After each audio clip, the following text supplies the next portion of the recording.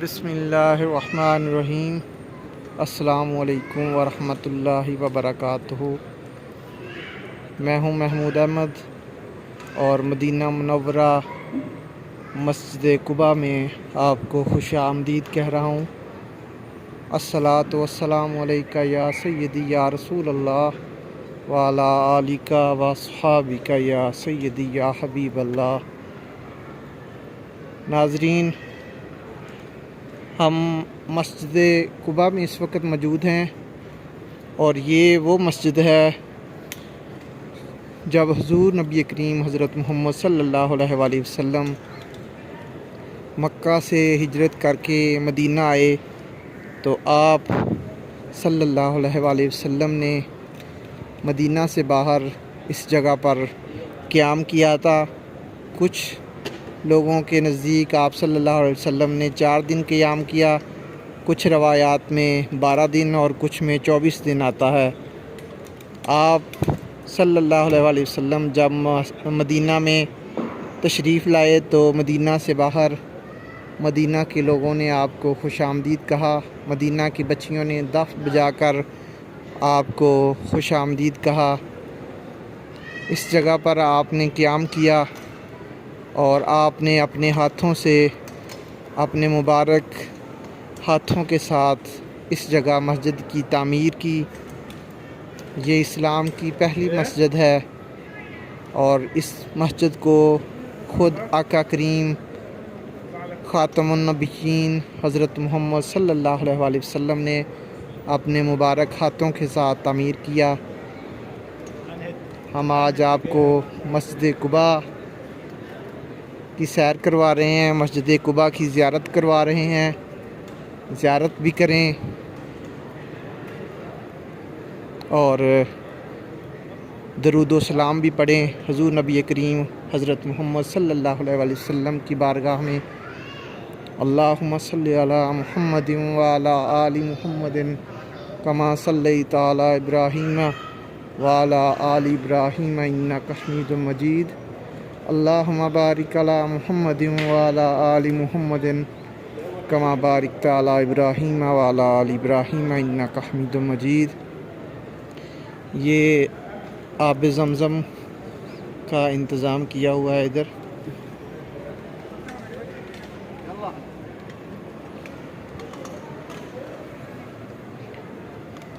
آقا کریم حضرت محمد صلی اللہ علیہ وآلہ وسلم بروز ہفتہ روزانہ آپ کا معمول تھا، یہ ہفتہ کا معمول تھا آپ کا کہ آپ مسجد نبوی سے کبھی پیدل اور کبھی سواری پر مسجد قباء تشریف لاتے اور یہاں نوافل ادا کرتے۔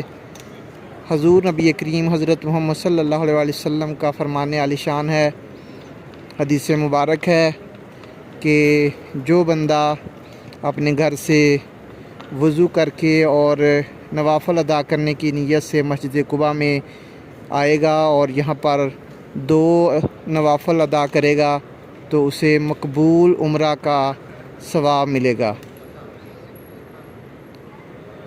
اور اس مسجد کے بارے میں قرآن کریم میں بھی اللہ تبارک و تعالیٰ نے اسے نیک لوگوں کے لیے، متقی پرہیزگار لوگوں کے لیے اس مسجد کا انتخاب کیا ہے۔ جب کچھ منافقین نے مسجد زرار کو تعمیر کیا تو اللہ تبارک و تعالیٰ نے قرآن پاک کے اندر اس مسجد کو متقی پرہیزگار اور نیک لوگوں کی جگہ قرار دیا۔